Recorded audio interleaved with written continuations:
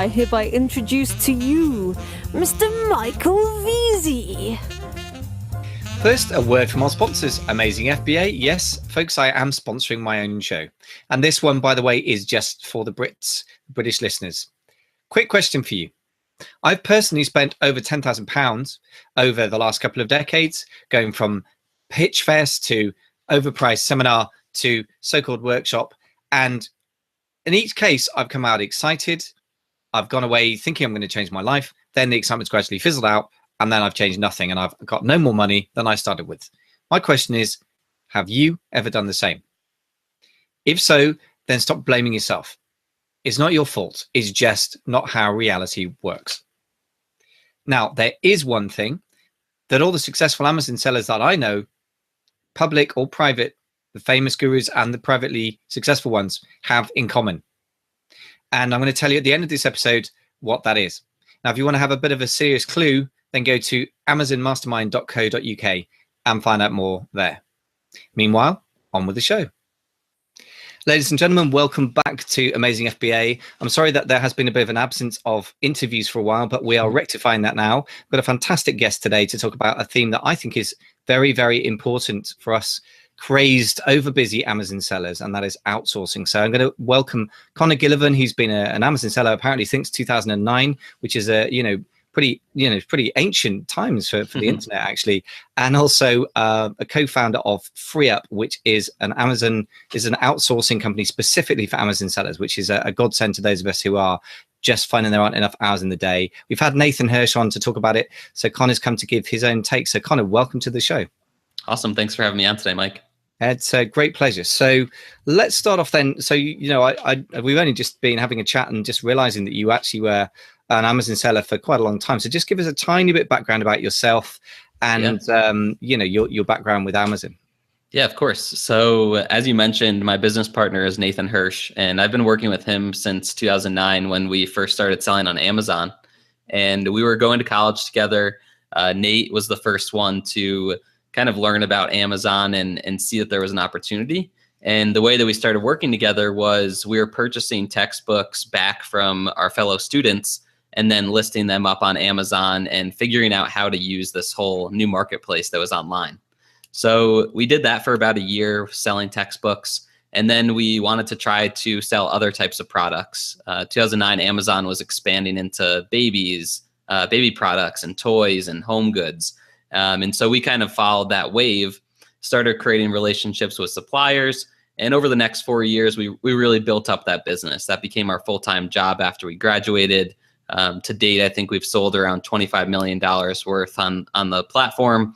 And we've worked with thousands of suppliers here in the US. So that's just a little bit of background how I got into Amazon. And I continue to do it today with Nate and another business partner. So Amazon's just this, it's a crazy marketplace that I've loved to learn about. Wow. Okay. So that's pretty impressive background. So even if you didn't work for FreeeUp, I mean, if you've done 25 million over the course of whatever, 8 years, then you'd certainly be somebody I'd be interested to talk to you anyway. So, maybe we should get you guys on to tell us how to make a crazy amount of money with Amazon. So tell us a bit about FreeeUp. And I'm imagining that there is probably a bit of a connection and a bit of a clue there that you've done $25 million on Amazon. Presumably that wasn't you in your flat with 50 billion boxes of goods, packaging stuff yourself, right? So tell us a bit more about FreeeUp and how that came about. Yeah, of course. So as we were building the Amazon business, a lot of our relationships were through drop shipping. And as if you know, and some of the people who are listening, drop shipping takes a lot of maintenance in terms of, if I'm working with this supplier, I have to make sure that I know their stock levels so that on Amazon, I'm not selling products that are out of stock. So that was one of the major things that we first outsourced. We hired someone, they came into our business, we gave them a process, and they started communicating with all these suppliers we were working with to make sure that we weren't selling products that were going out of stock from those suppliers. And we did that. We hired a lot of people through Upwork. We used other platforms, what used to be Odesk.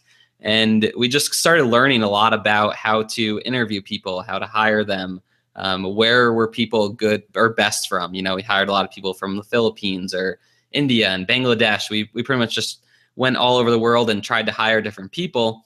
And we started to come up with our own ideas of what worked best. And we just didn't love the process of what Upwork was offering. So as you know, and some other people who are listening may know, you can go there, you'll post a job, and you may get 10 to 20 applicants. And then it's your job as the business owner to vet them and interview them and pick the person that you want to work with at the end of the day. And what we found was we just wanted a better solution. We wanted there to be a pre-vetted, knew had the experience, we knew we're going to be a good fit for communication and could come into our business pretty quickly.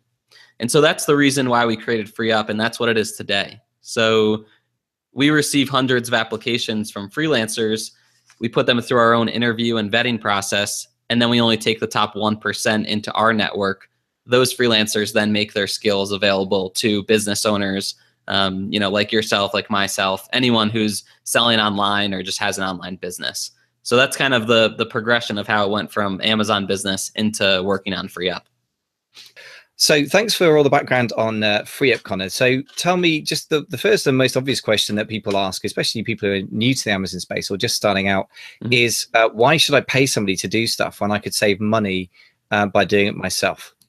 Especially things like sending an email, Yeah, it's a great question. And it's definitely something that I struggled with when I was first getting into outsourcing. I think what I've come to realize is that you as a business owner, you really need to figure out how to value your time.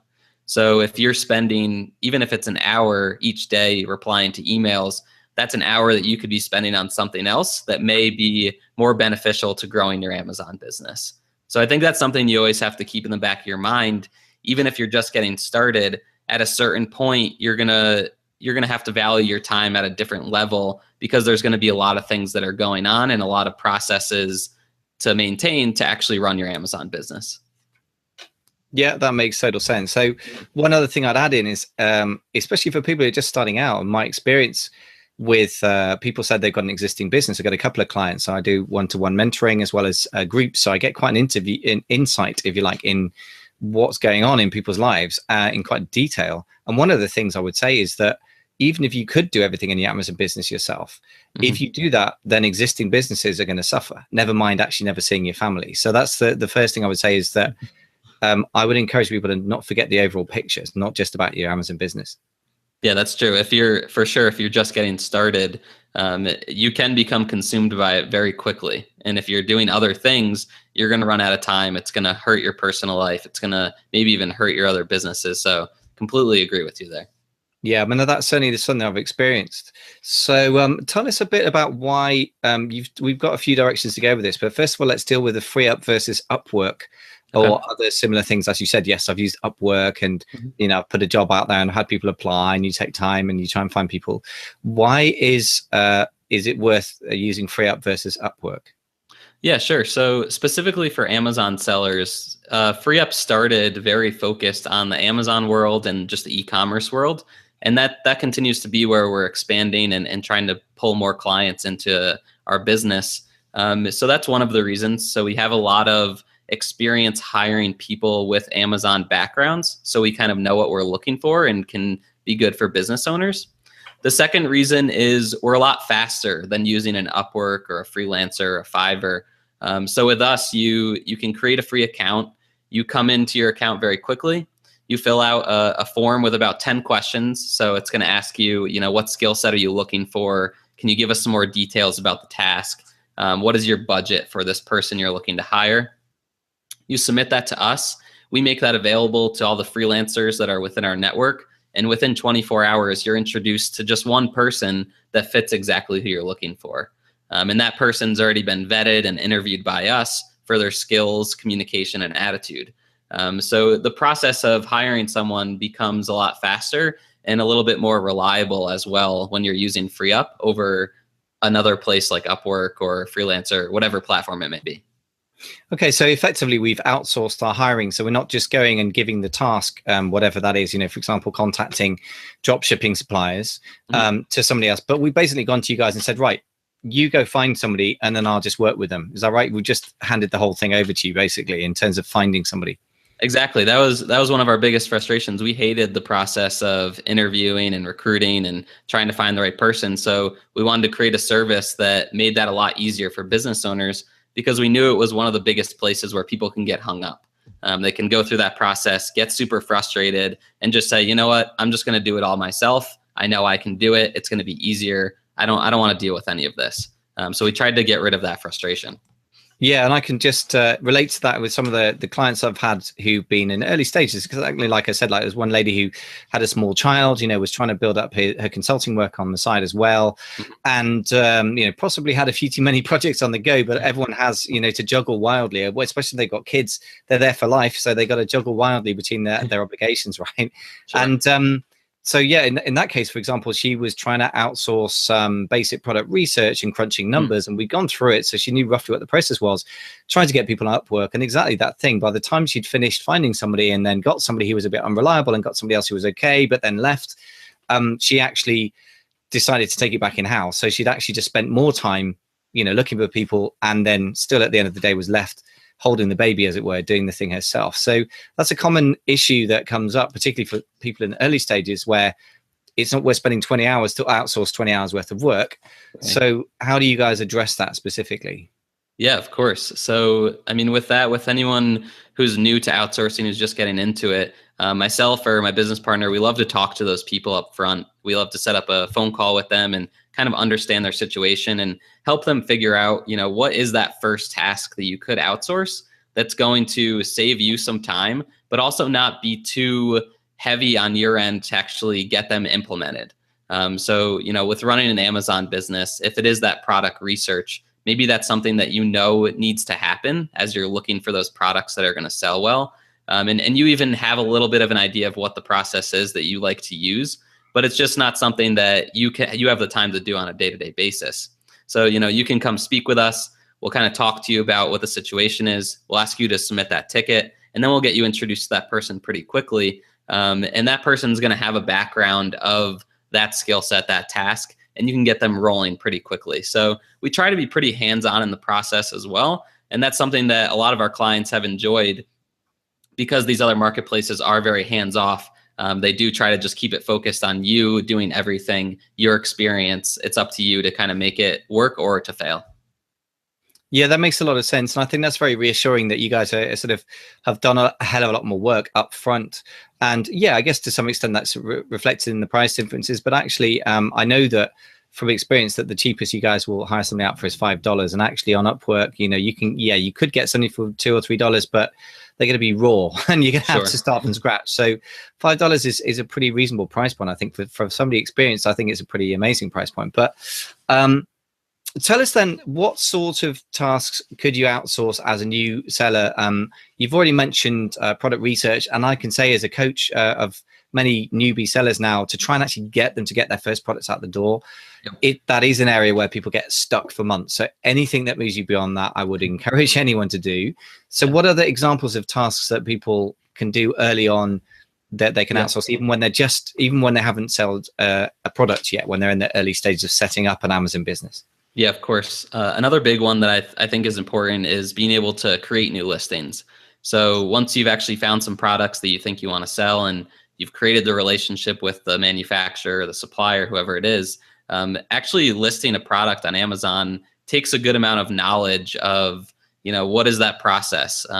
If it's a new listing, you're going to be creating it from scratch. You want to have some knowledge of Amazon SEO. You want to know what you should be creating the title, putting in the description, all these types of things. So that's something that you could definitely hire someone for and get that outsourced.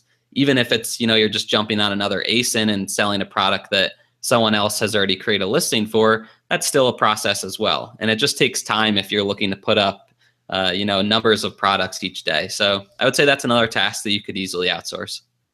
Excellent. And again, I know that a lot of people have a lot of worries around that. And yeah, I coach people on how to do that for themselves, but it is quite time consuming and it does take some intensive work to get good at it. So yeah, it's another quick win, I guess. Then what about the bit in between then? Okay, we've done product research. There's the listing. That's all very online and within the Amazon space mostly.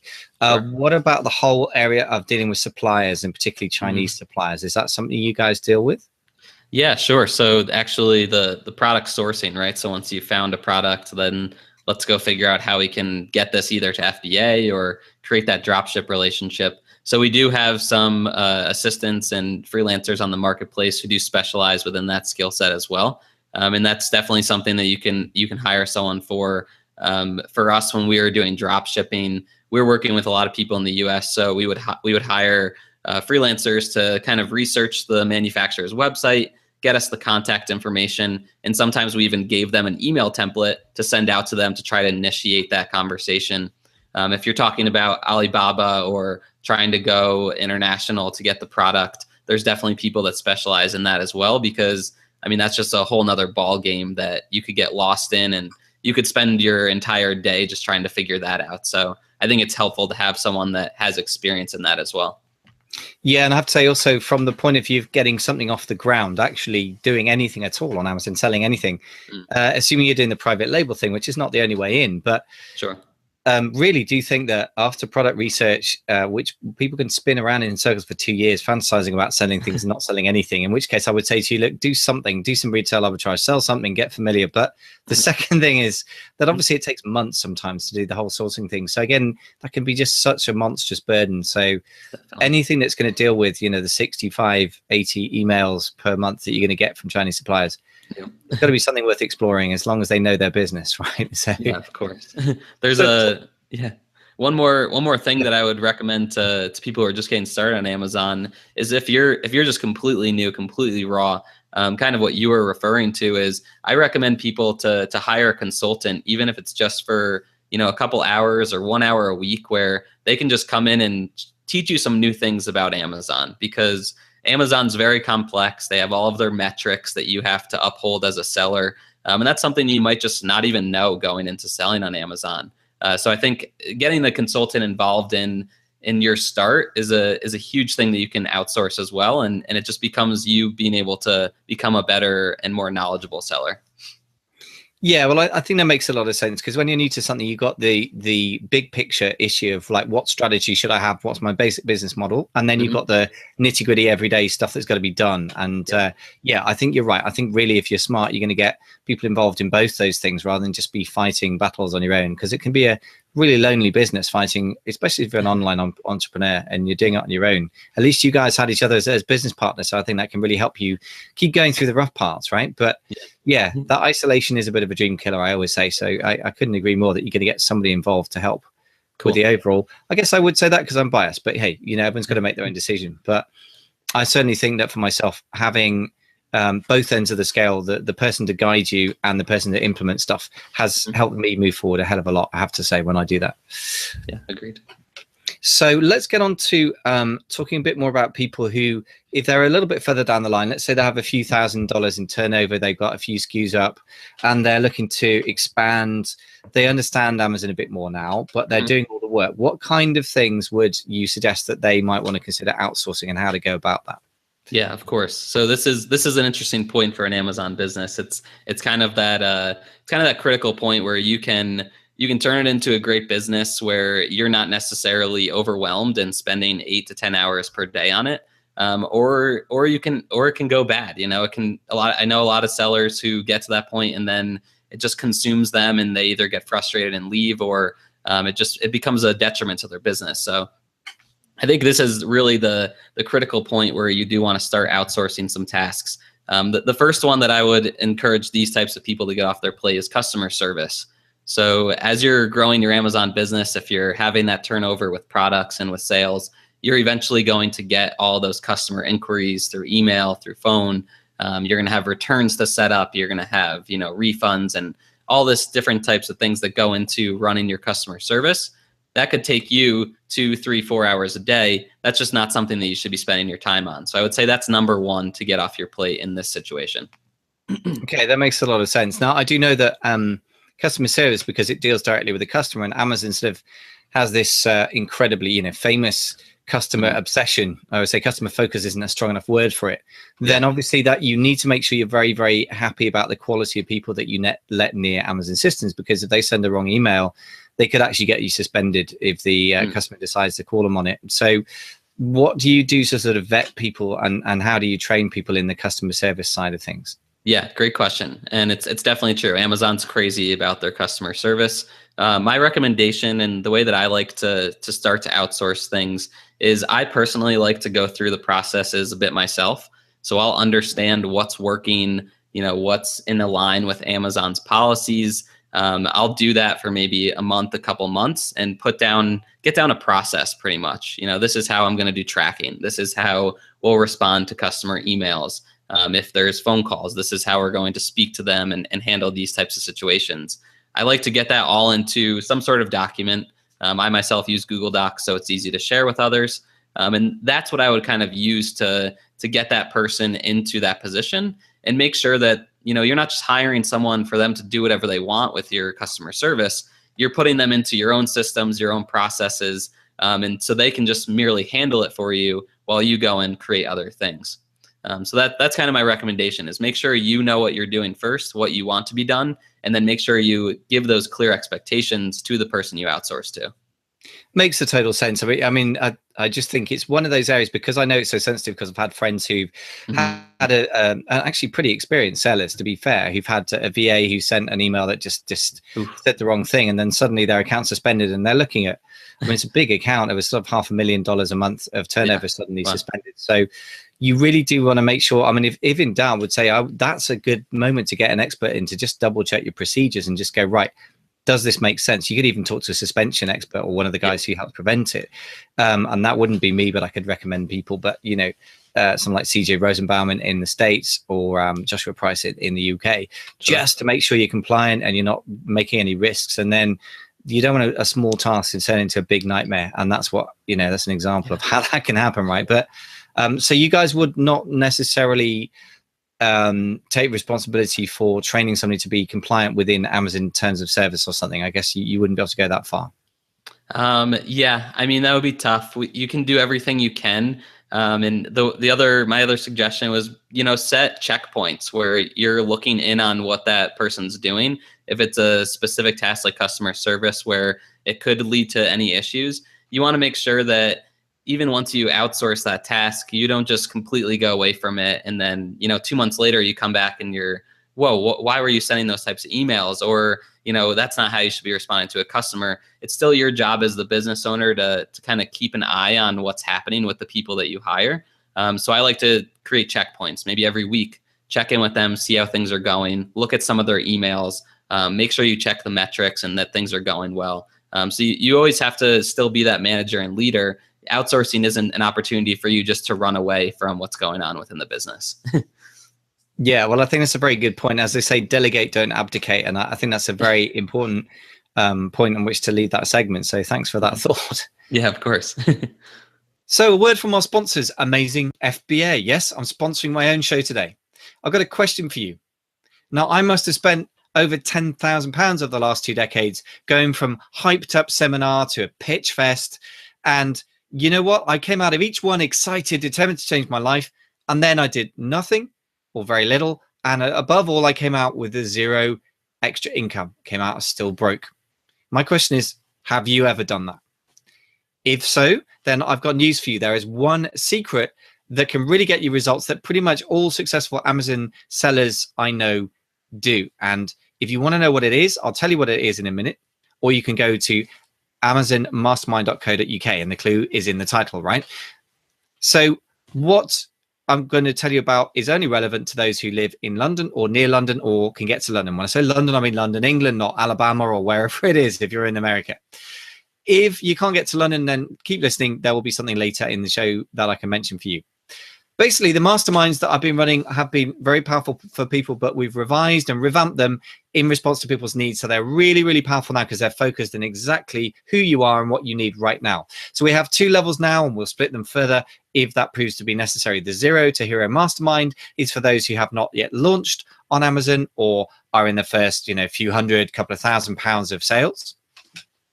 And that's grown like topsy over the last sort of 30 days. We've gone from nobody over sort of the last 30, 40 days to 20 odd members. And then we have the 7K Collective, which is much smaller, only 7 members. But collectively, they already have Amazon turnover of about £7 million a year. And that is probably really understating it as well. It could well be over 10 million, but I'm being conservative there. So some powerful stuff for you if you're doing over 10K. If you're not, then the 0 to Hero Mastermind is for you. Now, the reasons to come to this are the kind of opposites to go to those pitch fests and to go to drink from the fire hose on the internet that is Facebook groups and podcasts. And I include my own in that. 3 reasons to come, folks. Clarity. Instead of the fire hose of the internet, you focus laser-like on you and your business. So once a month, you're going to be in a small room with a small group of people focusing for at least half an hour on you and your business in your hot seat.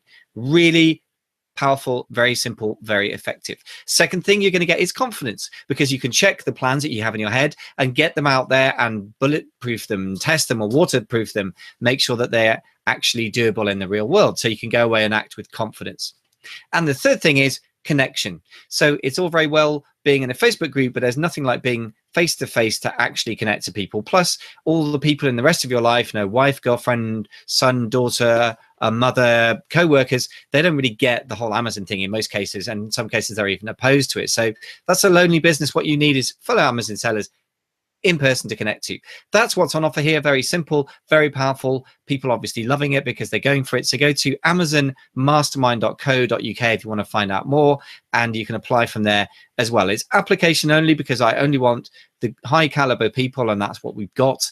And the price is going up over time. I've now got rid of the beta testing price for both levels of groups because we've got the sort of base level of people that the thing is now going to be self-sustaining. So now I want to be ever more selective. So if you want to consider it, get moving on that quickly before the price goes up again. amazonmastermind.co.uk. Thanks for listening.